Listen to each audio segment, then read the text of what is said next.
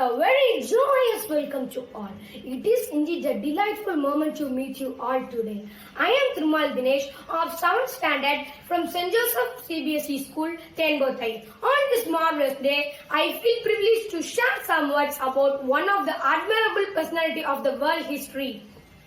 He is well known as the great emancipator. Who is an emancipator? An emancipator is someone who releases people from captivity or bondage. And this great emancipator is none other than Abraham Lincoln, the 16th President of United States. Abraham Lincoln was born in Kentucky on 12 February 1809. His parents were poor and Lincoln was largely self-educated. He qualified as a lawyer and went to work in a law practice in Springfield, Illinois. He sat in the state legislature from 1834 to 1842 and in 1846 was elected to Congress, representing the Whig Party for a term. In 1856, he joined the new Republican Party and in 1860, he was asked to run as their presidential candidate. Throughout the 17th and 18th centuries, people were kidnapped from the continent of Africa, forced into slavery in the American colonies, and exploited to work as servants and labor in the production of crops such as tobacco and cotton. Parents of slaves had no right to name their children.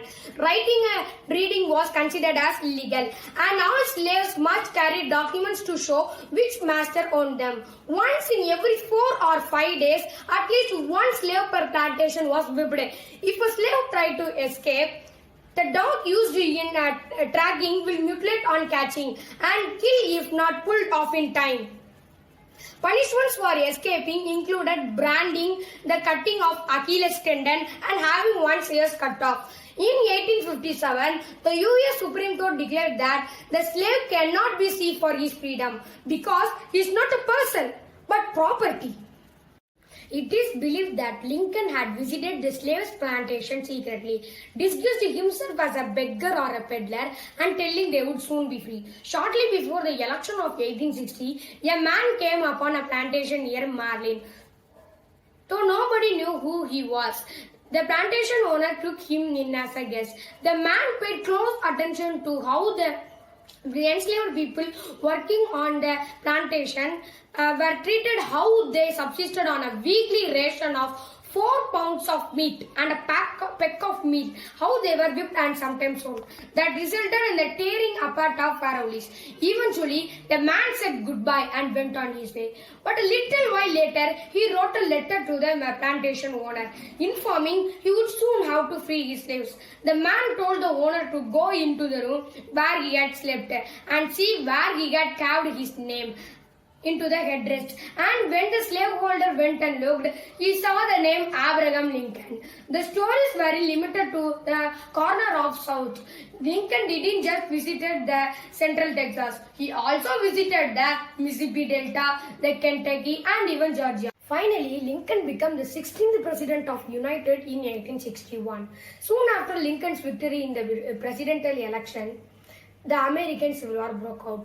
The Civil War began primarily as a result of long-standing controversy over the enslavement of black people on September 22, 1862.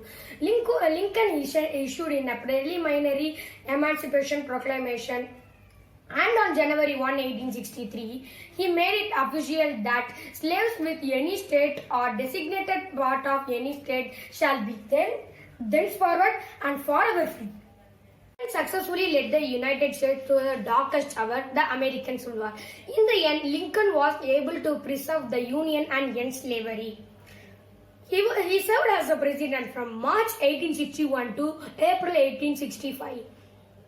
He was assassinated by a well-known stage actor, John Wilkes Booth, on April 14, 1865.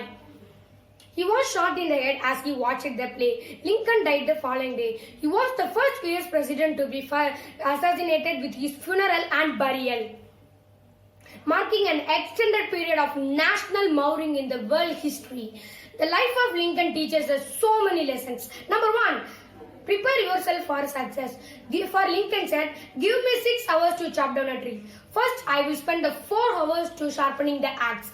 Number 2, see the brighter side of things. For Lincoln said, we can complain because rose bushes have thorns, or rejoice because thorn bushes have roses. Number 3, improve yourself constantly. For Lincoln said, the way for a young man is to rise, is to improve himself as the every way he can. Number 4, make the years count. For Lincoln said, it is not the years in your life that count, it's the life in your year. And no doubt this great man had moved a big nation and proved that anyone can be successful if they work with heart and with enthusiasm and strong determination. Thank you.